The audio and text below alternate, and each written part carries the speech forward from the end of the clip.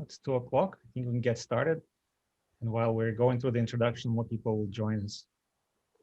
So hello, welcome. Thank you for joining us for this webinar about identifying, assessing, and instructing adult learners at English functional levels 1 and 2. Definitely an interesting topic. We had a record number, over 260 people registered for this webinar. So I'm Yevgen Borodin, just Gene for short. I wear 2 hats. I'm part-time computer science professor at Stony Brook University, leading university in the State University of New York system, where I focus on the computer accessibility and research. And I'm the CEO of Capti Voice, a learning platform helping assess, accommodate, and advance reading. I will be your host today, and we'll be here to make sure you have an engaging experience. Our hope is that you will leave this event today with a clear understanding of how to identify, assess, and instruct adult learners at English functional levels 1 and 2, and help them get on track to a successful career. Next slide.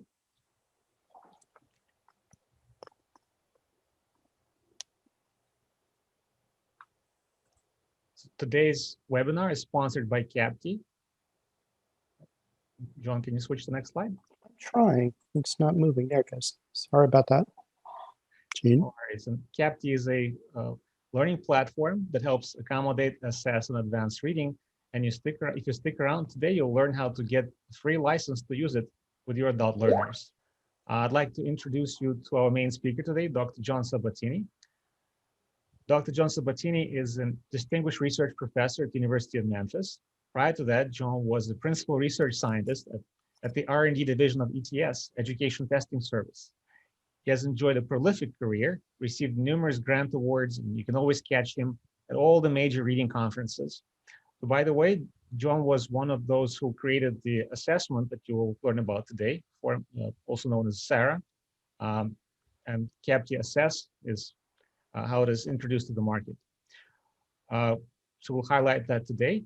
John led the research group at ETS to fully develop and test and validate this assessment. And you will learn today how to get access to this assessment at no cost to you or your students.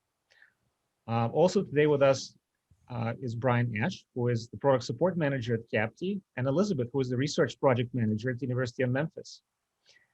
So if you work with us, you'll be working with these people, and also they'll be in the background today answering any of your questions about Capti or the assessment or the research study. All right, John, take it away.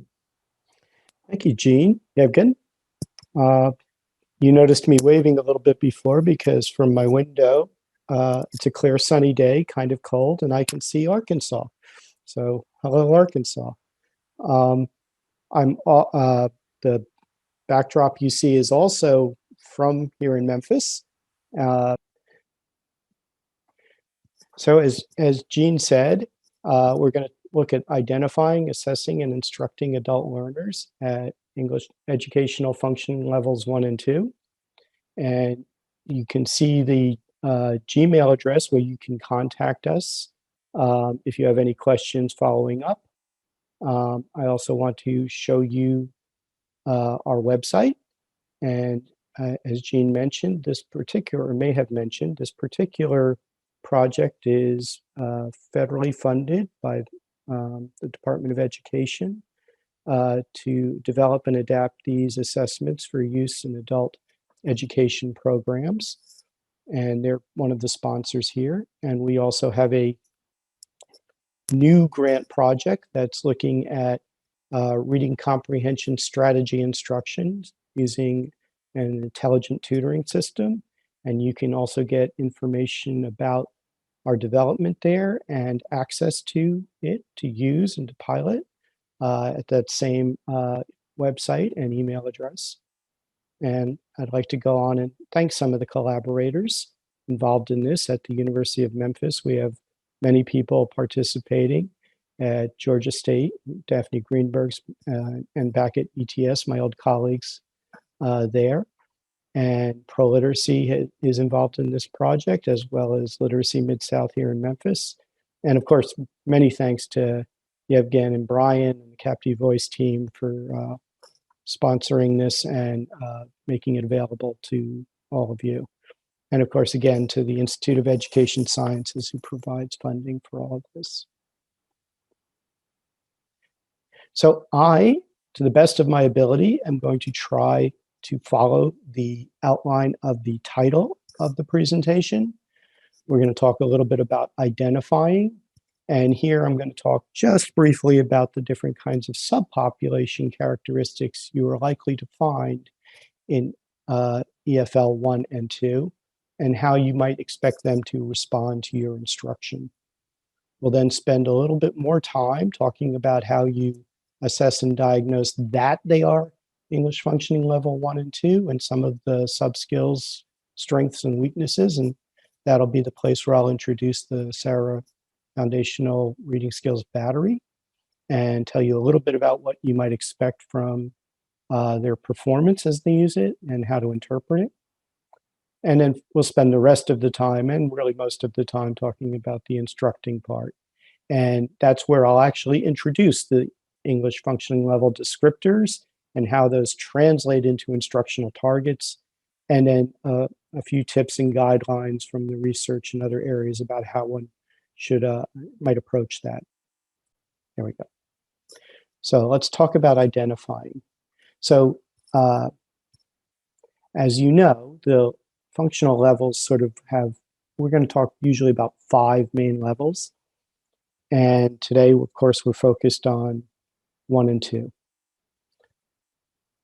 So I think there are 3 subgroups I expect to see, and you'll probably all send me feedback about this later, but you know, one group are basically those who had inadequate reading instruction when they were young. You know, I can't remember it precisely how I was taught to read. I'm sure many of you cannot, but you did. But if the experiences were bad, if school was interrupted, there are many reasons why you might not have learned early on. Since we're going to be focusing, and we'll talk more about phonemic awareness and decoding later as some of the skills, but as you start to teach those things, what you would see if your only problem was that you did not get good instruction early, you may see rapid improvement as a result of simply teaching the code and the skills. A second group you are likely to see are English language learners. Now, there are separate standards and guidelines for English language learners, but they also are learning to read and write along with speaking and listening. And again, you may see actually rapid progress on some of these most foundational skills, especially if in their home language, say if it's a Spanish learner and they learn Spanish, to read in Spanish, when you introduce these in English. And then the third group, and I'm going to spend a little more time on this one, are those with language, learning, or reading disabilities or dyslexia. And here, this group, you might introduce these things and you would see much slower progress, maybe a bit of frustration, but they will improve over time. And you may find that unlike the other 2 groups, you're moving on to practicing larger chunks, whether it's spelling chunks or whether it's prefixes and suffixes to help support their reading development. So why did I say this? It's likely that many of your English, your EFL 1 and 2 learners have a mild to severe reading disability or dyslexia. Why? Because the research tells us that anywhere from 7 to 15% of the population might have a mild to severe reading disability. And so it is most likely that they would gravitate towards the bottom end of the spectrum of adult learners. And many of them may have received special education services and may or may not remember or know that they did, and many may be undiagnosed. I want to point out that reading disability, dyslexia, is not an all or none condition. It's a continuum of sort of mild to severe difficulties with certain parts of the reading process. So if it's mild, instruction takes up quicker. If it's severe, it takes more practice. And for those of you not familiar with this area, I want to point out something to you that reading disability, dyslexia, is primarily a language-based condition. This sort of fooled researchers and others for years because the symptom is in visual processing, but the condition starts in the language process. It just doesn't manifest itself in speaking and listening. It manifests itself when you start to try to learn the written code and spelling and attach that to the speaking and listening. So most of the problem is not in the perception of the spelling and the print. Most of the difficulty comes in mapping that to your language system. So what are you going to see when you have someone with a reading or learning disability? Well, they'll actually have much more difficulty with phonemic awareness tasks, and I'll show some of these to you in a bit, and learning from them.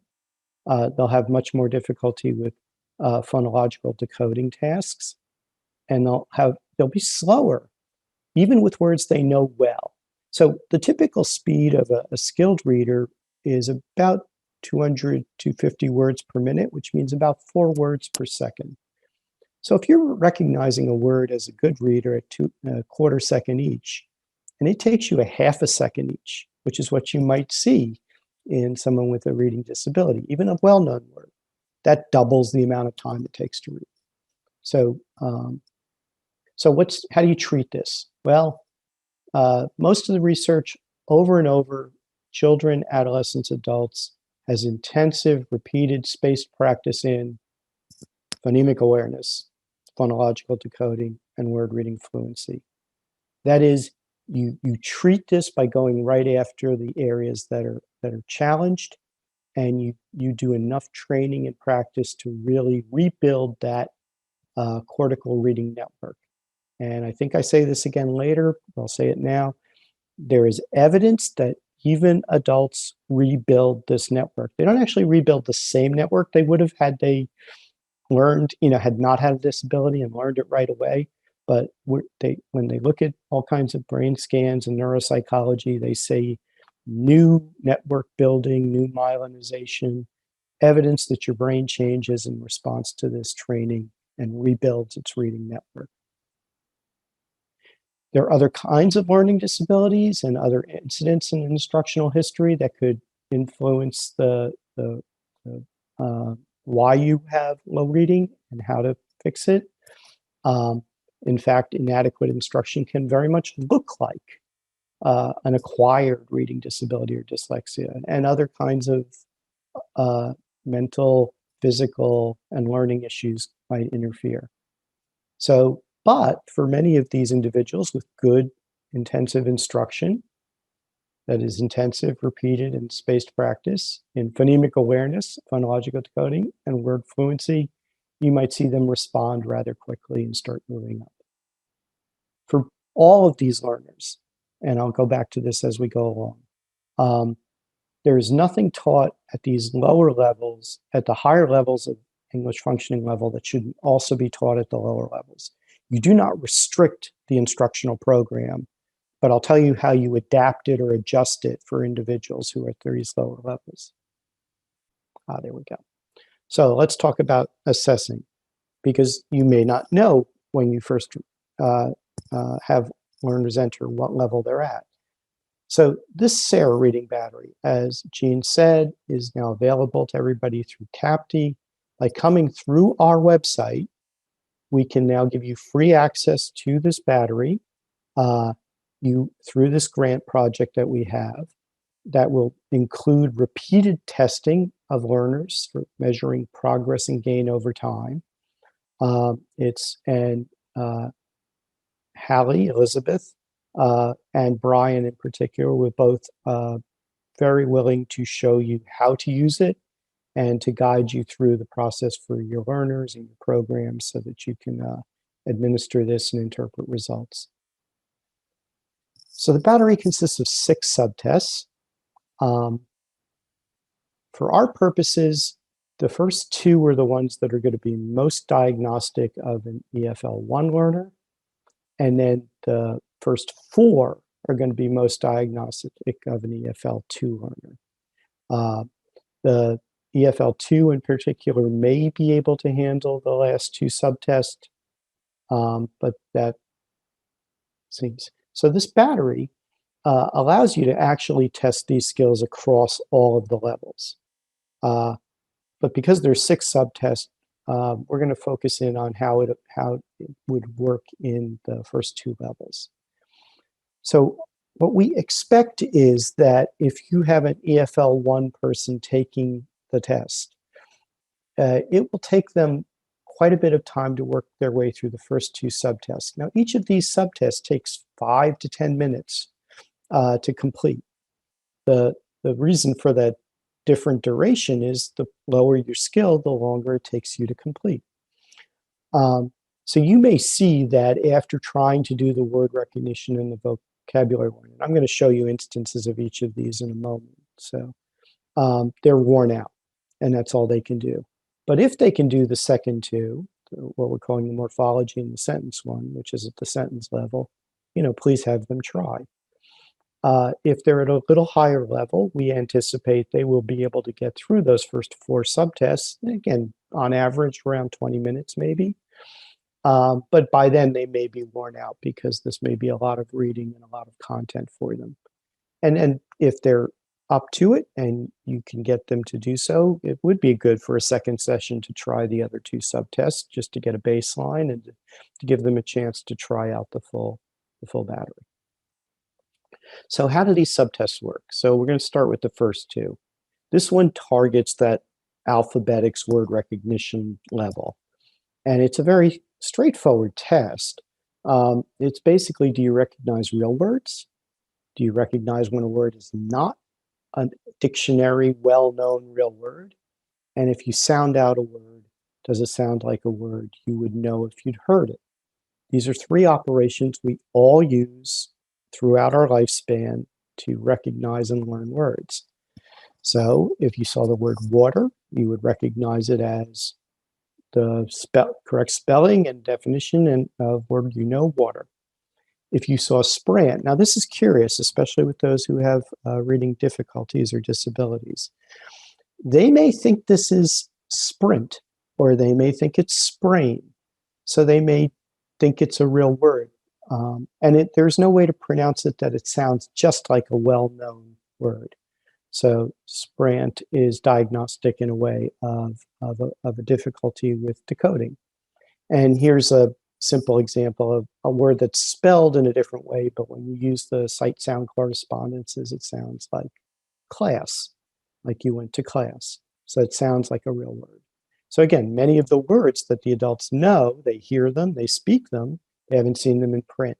So the first time they encounter them in print, they need to start matching them to this word. And they do it at the sublexical, the word part, the decoding level, not at the full word level.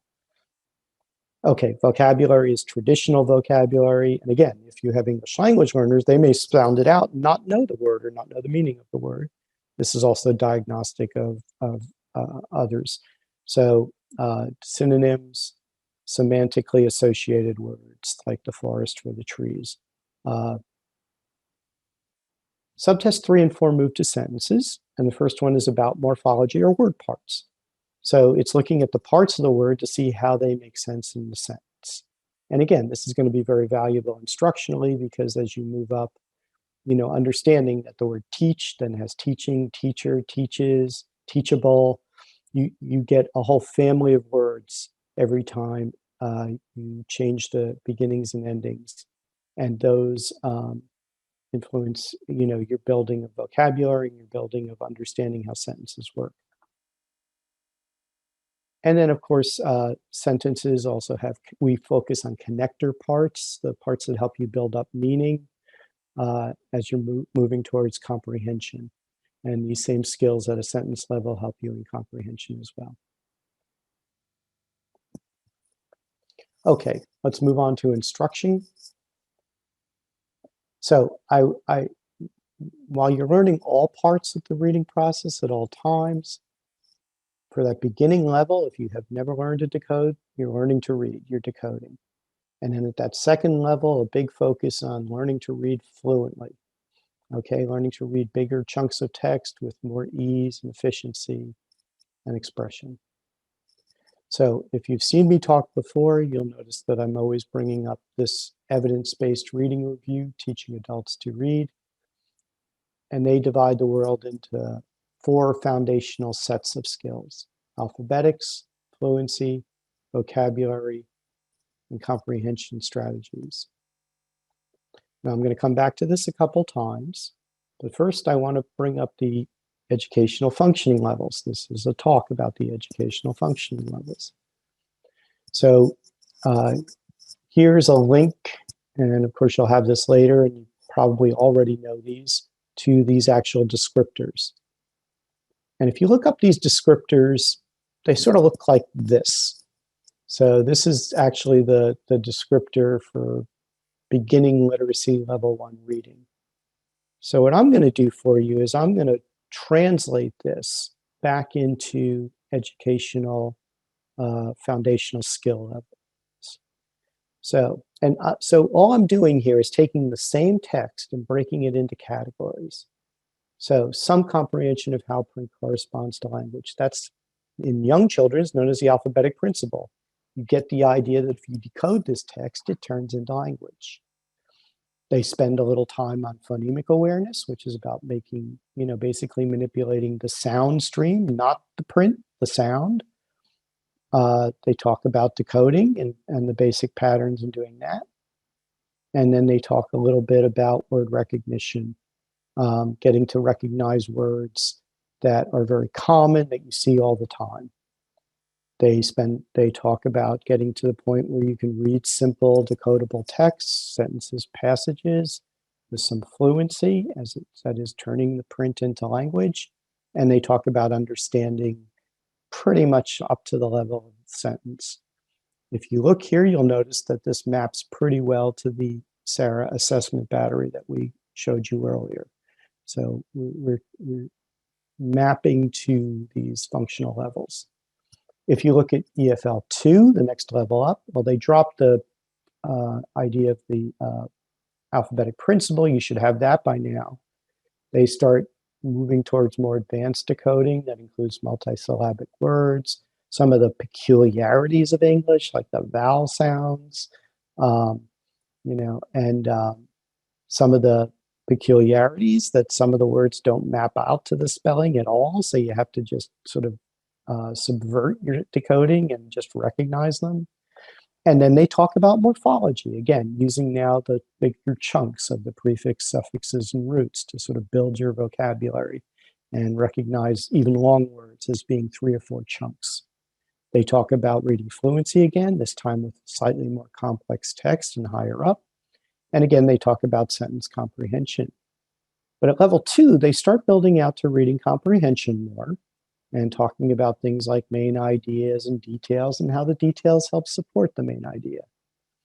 They talk about digital and print, and because nowadays the text doesn't appear like it is on my slides, unfortunately, without visuals and animations. So, you have to be thinking about learning to read in a multi-digital, a digital multimodal world. They talk about compare contrast. But they do a very interesting thing as well. They say, well, these are adults.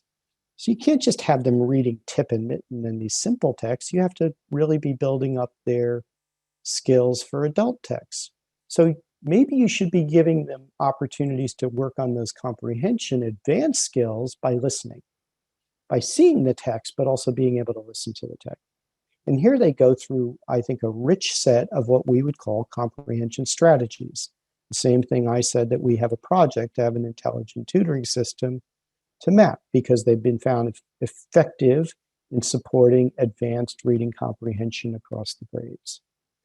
So again, all I did was take the descriptor, that's a solid block of text, and break it into these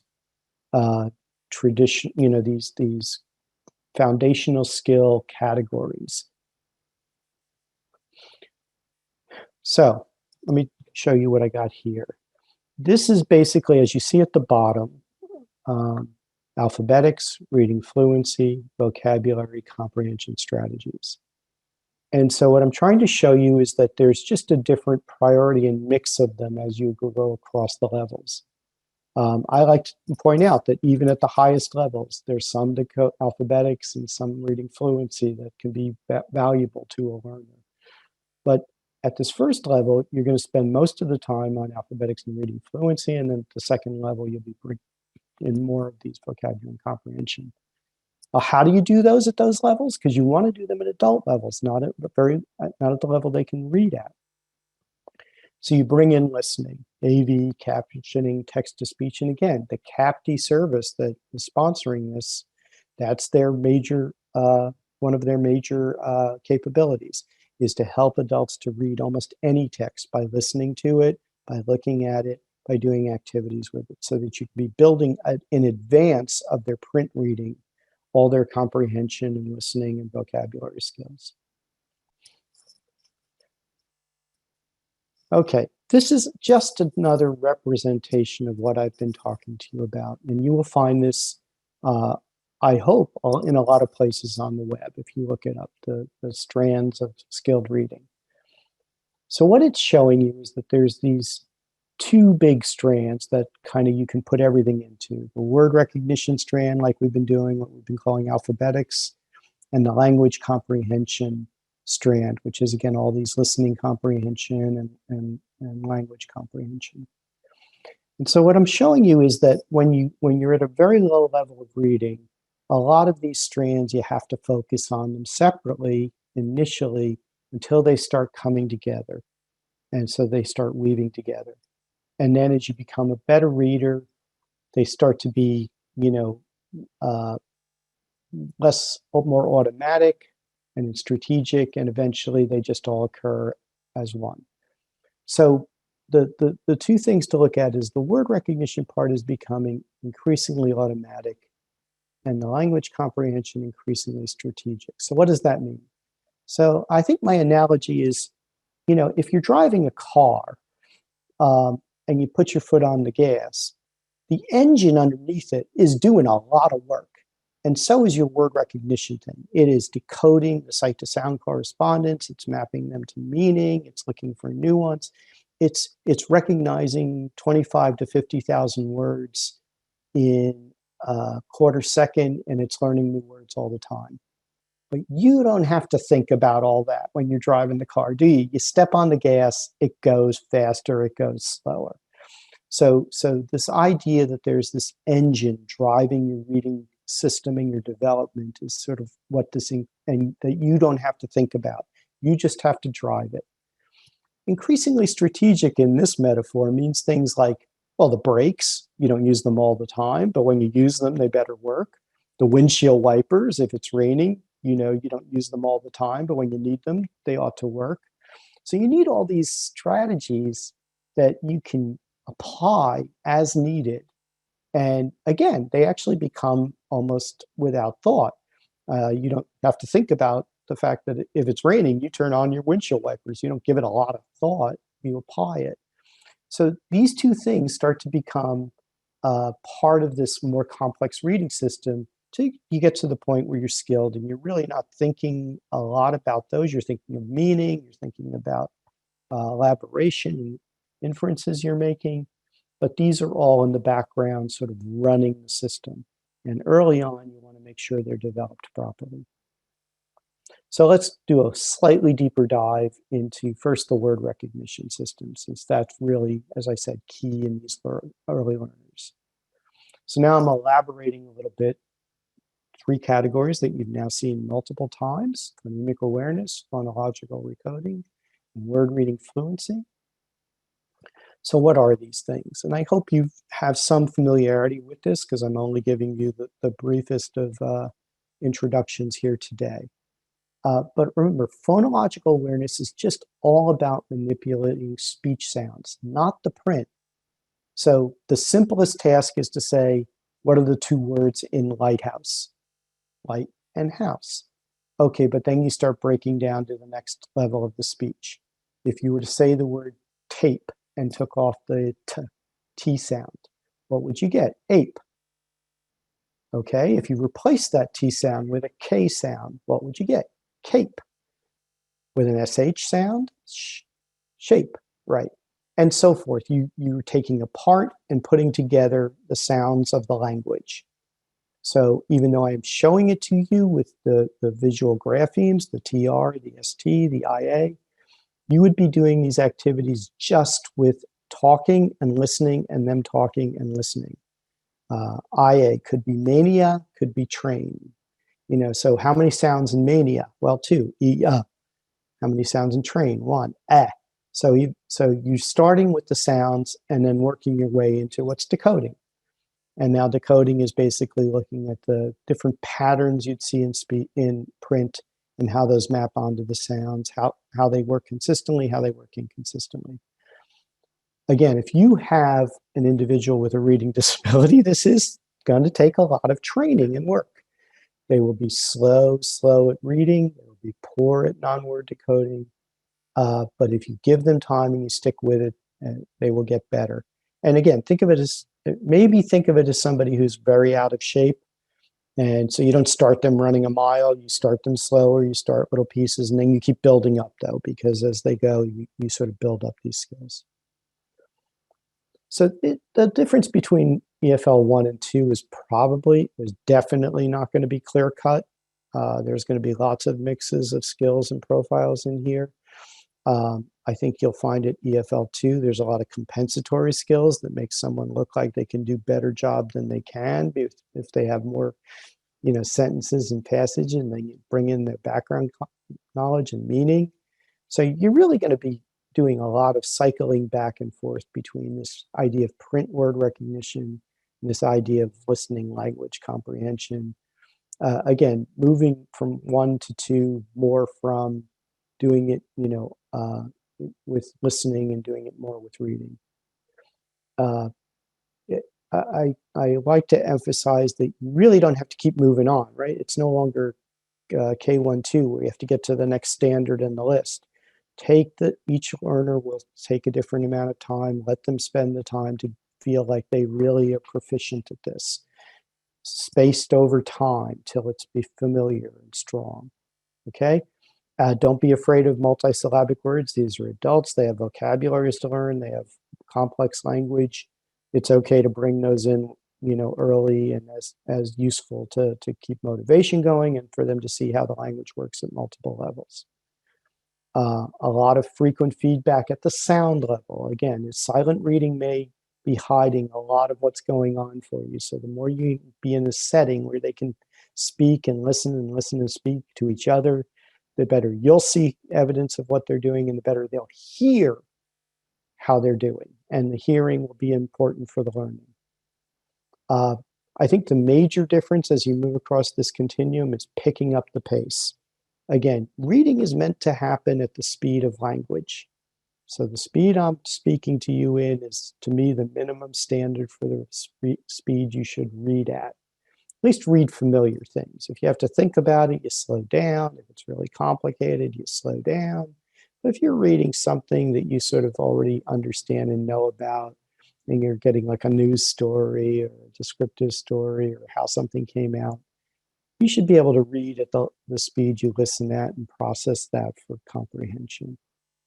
And that's part of what I mean about, and that's used to increase automaticity, this idea that you're doing less and less thinking about what you're reading, right? It's like if you perform something, when you're performing it, you don't want to be thinking about it.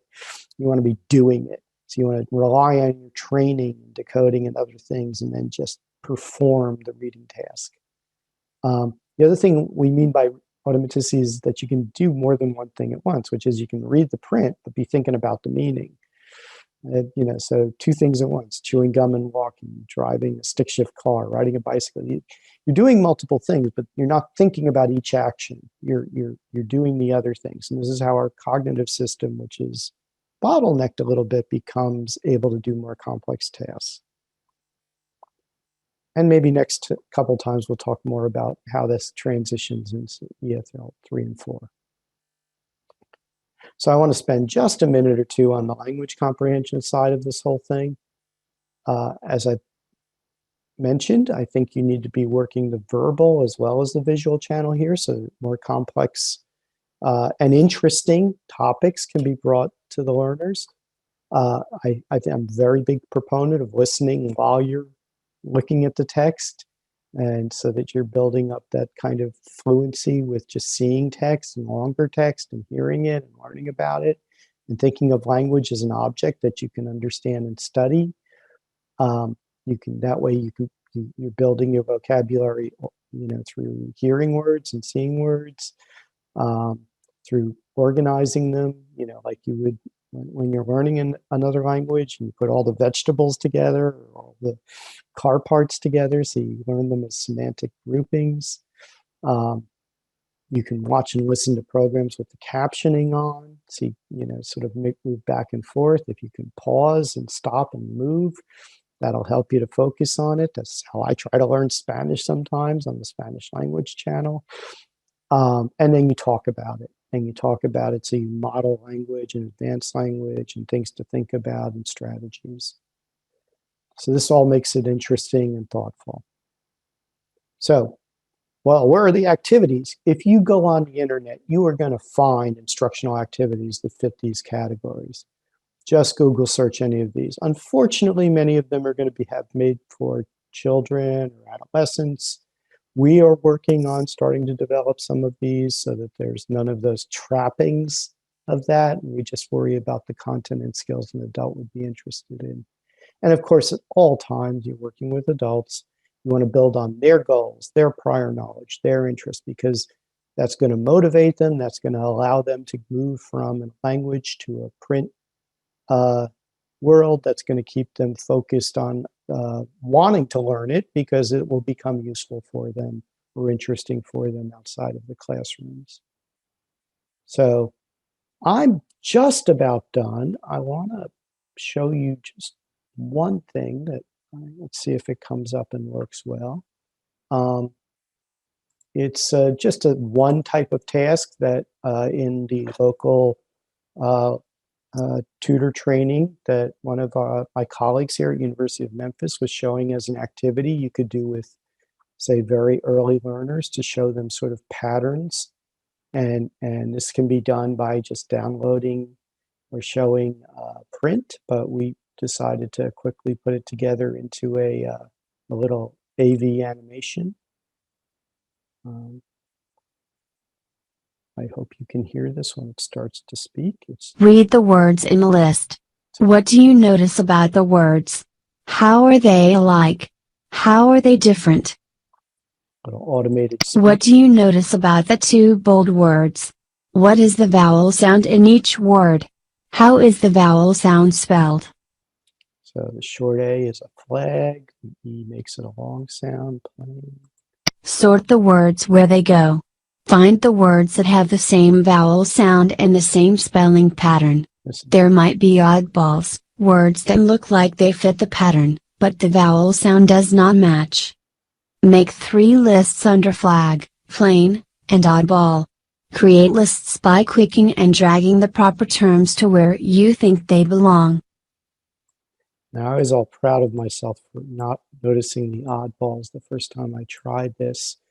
It's funny that one of the most frequent words in all of the English language defies the long A sound, so that have is not have. And this one's interesting because that's not an ah sound, that's an O sound, so it's what? So, boom. And we're working on these so that there's feedback and multiple trials at it, so, and work with different patterns. But if you go on the web, you will see all kinds of wonderful, interesting, or at least informative types of activities and that work on the level of language. Oops. I hit the wrong button. I'm going to share screen again. And then I'm going to